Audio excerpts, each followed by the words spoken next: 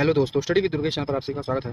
दोस्तों, आधुनिक भारत के इतिहास में आज हम कांग्रेस के जो है विभाजन जो हुआ था, सूरत विभाजन, उसको पढ़ेंगे। चलिए शुरू करते हैं। राष्ट्रीय आंदोलन में जो गर्मपंथी यानी जो गर्मपंथी धारा थी राष्ट्रीय आंदोलन में, यानी उग्र धारा, वो और तेज तब हो गई जब 1905 में बंगाल का विभाजन लॉर्ड कर्जन ने यानी ऐलान कर दिया बंगाल के विभाजन का। भारतीय राष्ट्रीय कांग्रेस के दोनों खंडों में यानी दोनों धड़ों में यानी गर्म दल और नरम दल ने एक स्वर में बंगाल विभाजन का विरोध किया। नरमपंथियों ने बंगाल विभाजन का विरोध किया और गर्मपंथियों ने बंगाल विभाजन का विरोध किया ही। 19 जुलाई 1905 को लॉर्ड कर्जन ने बंगाल विभाजन का निर्णय लिया था। 7 अगस्त 1905 को बंगाल विभाजन के निर्णय के खिलाफ कलकत्ता के टाउन हॉल में स्वदेशी व बहिष्कार आंदोलन का प्रस्ताव पारित किया गया था। गर्मपंथियों के इस निर्णय को ही स्वीकार करते हुए कि 1905 दिसंबर में जब कांग्रेस का अधिवेशन बनारस में चल रहा था और जिसकी अध्यक्षता गोपाल कृष्ण गोखले जी कर रहे थे, इस बनारस अधिवेशन में नरमपंथियों व गर्मपंथियों दोनों का समर्थन करते हुए स्वदेशी प्रस्ताव का अनुमोदन किया था। यानी कि इसका जो स्वदेशी प्रस्ताव था, इसका जो है अनुमोदन दोनों गर्म दल और नरम दल दोनों ने किया। यानी स्वदेश प्रस्ताव कलकत्ता के टाउन हॉल में पारित किया ही गया। स्वदेशी प्रस्ताव का अनुमोदन कांग्रेस ने उस समय अपने मंच से भी किया।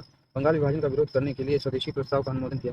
दोनों खेमे बंगाल विभाजन के खिलाफ अंग्रेजों से संघर्ष कर रहे थे, लेकिन बंगाल विभाजन के विरोध में उभरे स्वदेशी आंदोलन के स्वरूप के संदर्भ में मतभेद बढ़ता चला गया। दोनों खेमों में बढ़ता चला गया। यह मतभेद 1905 से 1907 तक लगातार बढ़ता ही गया और गर्मपंथी नेता स्वदेशी आंदोलन के केवल बंगाल तक ही सीमित रखना चाहते थे। वे इसे अखिल भारतीय आंदोलन बनाना नहीं चाहते थे।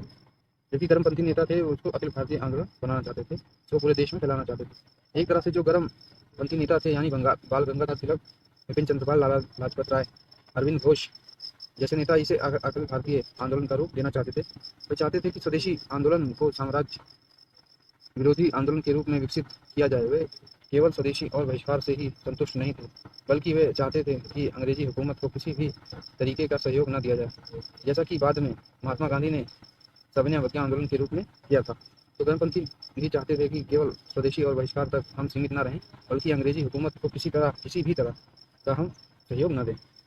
एक तरह से वे स्वदेशी आंदोलन को जनसंघर्ष का रूप देना चाहते थे, लेकिन गर्मपंथी नेता इसके लिए तैयार नहीं थे। यानी नरमपंथी नेता वे ब्रिटिश हुकूमत के साथ देशव्यापी असहयोग के खिलाफ थे, क्योंकि कहीं न कहीं से साम्राज्यवाद के प्रति बार बार निष्ठा जाहिर करते थे। इसलिए वे स्वदेशी आंदोलन को साम्राज्यवाद का स्वरूप देना चाहते थे।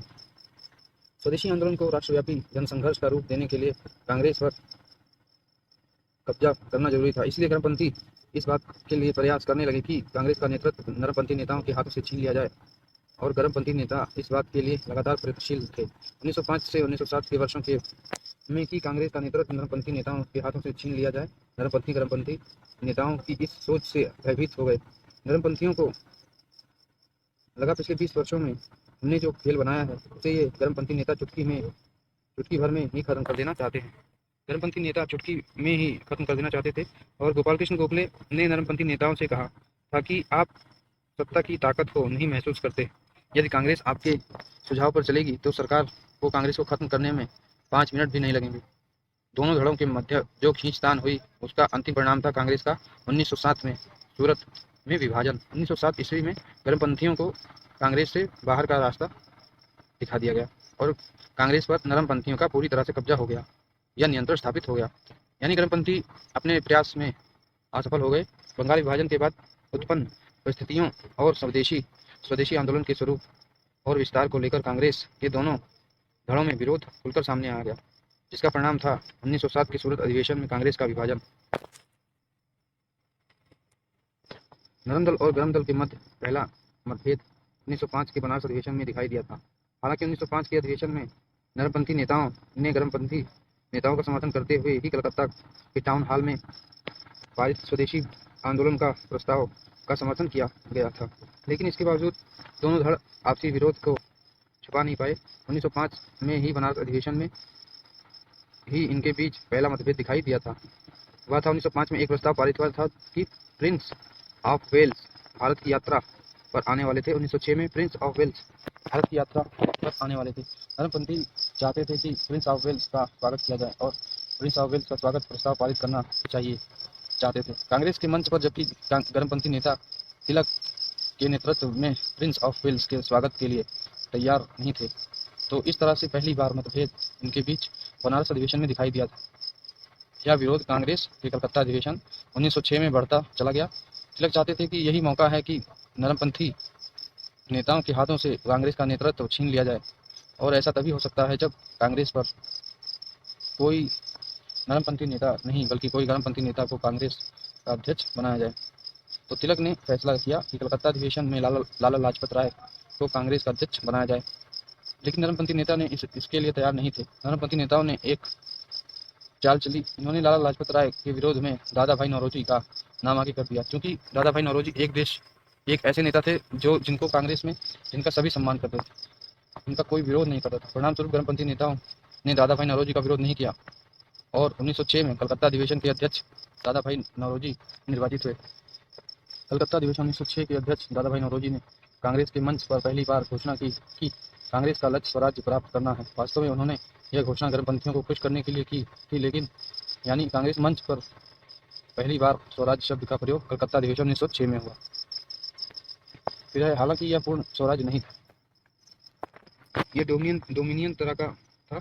इसी अधिवेशन में गर्मपंथी नेताओं के दबाव में 4 प्रस्ताव पारित किए गए। ये थे स्वराज्य, स्वदेशी, बहिष्कार और राष्ट्रीय शिक्षा से संबंधित 4 प्रस्ताव पारित किए गए। परंतु तिलक के नेतृत्व में गर्म दल के नेता इतने से संतुष्ट नहीं थे। वे स्वदेशी आंदोलन को साम्राज्यवाद विरोधी आंदोलन का रूप देते हुए इसे पूरे देश में ले जाना चाहते थे और इसे जन संघर्ष का रूप देना चाहते थे, और चाहते थे कि बहिष्कार आंदोलन पूरे भारत में चलाया जाए। जबकि गर्मपंथी नेता इसके लिए तैयार नहीं थे, क्योंकि देशव्यापी असहयोग करने के लिए नरमपंथी नेता बिल्कुल भी तैयार नहीं थे। 1907 के शुल्क अधिवेशन पर कब्जा करने के लिए कांग्रेस के दोनों धड़ों के मध्य खुलेआम प्रतियोगिता होने लगी। संघर्ष तीव्र हो गया कि 1907 के अधिवेशन में किसका अध्यक्ष होगा, तुम्हारा या मेरा, देखते हैं। राष्ट्रवादी ने फिर से लाला लाजपत राय का नाम आगे कर दिया, लेकिन नरम दल वालों ने इस बार रासबिहारी घोष को अध्यक्ष पद के लिए प्रत्याशी बनाया। अध्यक्ष पद उस समय बाकायदा निर्वाचित होता था। कांग्रेस का लाला लाजपत राय ने अपना नाम वापस ले लिया, क्योंकि जब विरोध बढ़ता हुआ उन्होंने देखा कि दोनों पक्षों में कहासुनी की नौबत आ रही है, तो लाला लाजपत राय ने अपना नाम अध्यक्ष पद के लिए वापस ले लिया। इस तरह से अध्यक्ष रासबिहारी घोष सूरत अधिवेशन 1907 में बने। पहले यह अधिवेशन नागपुर में होना था, लेकिन किन्हीं कारणों से बाद में इसे सूरत में किया गया। तो जब लाला लाजपत राय ने अपना नाम वापस ले लिया और अध्यक्ष पद के लिए रासबिहारी घोष के नाम की घोषणा की जा रही थी, उसी समय तिलक सामने आ गए मंच पर। तो जब तिलक मंच पर चले आए तो उनके पीछे बाकी गर्मपंथी भी चले आए और इस तरह से हाथापाई हो गई। परिणाम स्वरूप गर्मपंथी दल के नेताओं को पुलिस बुलाकर बाहर कर दिया गया, कांग्रेस से बाहर कर दिया गया। उन्होंने अपने आप को नेशनलिस्ट पार्टी कहना शुरू किया। इस तरह से कांग्रेस पर नरमपंथी नेताओं का नियंत्रण स्थापित किया गया और वह अपने आप को भारतीय राष्ट्रीय कांग्रेस ही कहते हुए, जबकि जो गर्मपंथी नेता बाहर किए गए थे वे अपने आप को नेशनलिस्ट कहने लगे। जब अधिवेशन चल रहा था तब मोतीलाल घोष ने समझौता करने का प्रयास किया था, लेकिन ये असफल रहे। नरमपंथी नेता नहीं माने जाते। नोट है, सूरत अधिवेशन कांग्रेस का 23वां अधिवेशन था। क्योंकि यह अधिवेशन असफल होकर स्थगित हो गया था, इसलिए पुनः 1908 से मद्रास में आयोजित किया गया। यहाँ भी अध्यक्ष रासबिहारी घोष निर्वाचित हुए। 1907 से लेकर 1915 तक कांग्रेस महत्वहीन और मृतप्राय बनी रही। इस दौरान कांग्रेस में कोई ऐसा प्रस्ताव नहीं लाया गया जो राष्ट्रीय आंदोलन की धार को तीव्र कर सके, राष्ट्रीय आंदोलन को जुझारू बनाता। राष्ट्रीय आंदोलन जुझारू बनाने का सामर्थ्य गर्म दल के नेताओं में, जिन्हें कांग्रेस से बाहर कर दिया गया था। जो राजनीति में रुचि रखने वाले जो युवा थे उस समय उनका समर्थन कांग्रेस को हो चुकी थी। 1907 से 1915 की अधिवेशन के दौरान परिणामस्वरूप किसी तरह से नरमपंथी नेता 1907 से 1915 तक कांग्रेस की गाड़ी खींचते रहे, लेकिन राजनीति में रुचि रखने वाले हिंदुओं का समर्थन होने के कारण कांग्रेस एक तरह से ये केवल अंतरंग मंडली बोलते हैं बनकर रह गई थी। राष्ट्रीय आंदोलन में कोई खास भूमिका 1907 से 1915 तक कांग्रेस की नहीं रही। तिलक गर्म दल के एक महत्वपूर्ण नेता रहे। तिलक के नेतृत्व में ही गर्म दल का विकास हुआ और तिलक एक जुझारू नेता थे। इनके जीवन में एक विषय में किया है कि इन्हें लोकमान्य और भारत का बेताज बादशाह भी कहा जाता है। 1881 ईस्वी में तिलक ने 2 पत्र जारी किए थे। एक था मराठा और दूसरा था केसरी। मराठा अंग्रेजी भाषा में, जबकि केसरी मराठी भाषा में था। मराठा पत्र जारी करने में इनके सहयोगी आगरकर थे और केसरी पत्र जारी करने में इनके सहयोगी केलकर थे। तिलक भारत में पहले व्यक्ति थे जिन्हें पत्रकारिता के कारण 1882 ईस्वी में जेल हुई थी। इन्होंने अपनी पत्र केसरी में कोल्हापुर के राजा के प्रति दुर्व्यवहारपूर्ण लेख लिख दिया था। इसके चलते 1882 ईस्वी में इन्हें पत्रकारिता के कारण सजा हुई। इसके बाद 1896 से 97 में तिलक ने महाराष्ट्र में कर न देने का आंदोलन चलाया था। इसी दौरान इन्हें लोकमान्य जी उपाधि दी गई। 1897 में पुणे में प्लेग फैला हुआ था, तो जो प्लेग कमिश्नर नियुक्त किए गए, रैंड और आयरस्ट, इन्होंने महिलाओं से दुर्व्यवहार कर दिया था अनजाने में। तो इस व्यवहार का बदला चापेकर बंधुओं ने लिया। 1897 में ही चापेकर बंधुओं ने रैंड और आयरस्ट की गोली मारकर हत्या कर दी। तिलक ने अपने पत्र केसरी में रैंड और आयरस्ट की हत्या को उचित ठहराया था। परिणाम स्वरूप सरकार ने इन्हें गिरफ्तार कर लिया और इन पर राजद्रोह का मुकदमा चलाया। परिणाम स्वरूप 18 माह कारावास की सजा हुई थी। 1897 में पुलिस तीसरी बार इन्हें 1908 में गिरफ्तार कर 6 वर्ष के लिए मांडले जेल भेज दिया गया।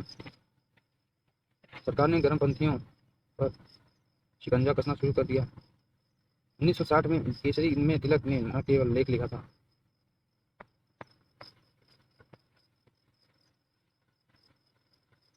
उसी लेख के आधार पर जून 1908 में इन पर मुकदमा चलाया गया और इन्हें निर्वाधित करके मांडले जेल यानी वर्मा में 6 वर्ष की कैद कर दी गई। लंदन टाइम्स के एक संवाददाता थे उस समय बैठे वैलेंटाइन शिरोल।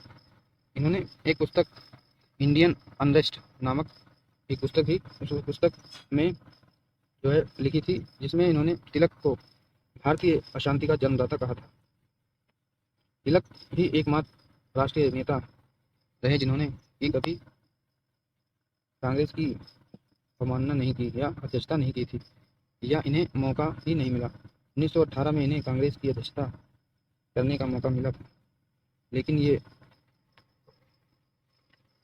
वैलेंटाइन शिरोल पर मुकदमा करने के लिए लंदन चले गए, क्योंकि वैलेंटाइन शिरोल ने अपनी पुस्तक भारतीय शांति का जन्मदाता कह दिया था अपनी पुस्तक में इनको।